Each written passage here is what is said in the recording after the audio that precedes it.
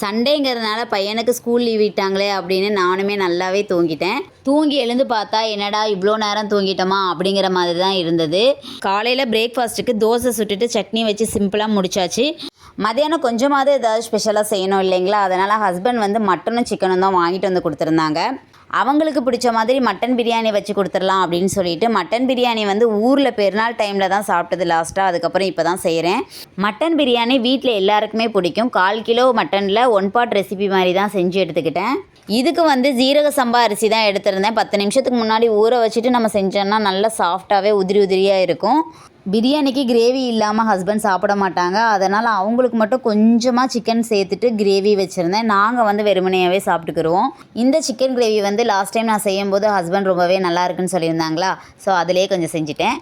கூடவே என்னோடய பையனுக்கு சிக்கன் 65 ரொம்பவே பிடிக்குமா, அதுவுமே கொஞ்சம் போட்டு எடுத்துக்கிட்டேன். அவ்வளோதாங்க. அன்னைக்கு பிரியாணி கூடவே எல்லாமே ரொம்ப நல்லா டேஸ்ட்டாகவே இருந்தது.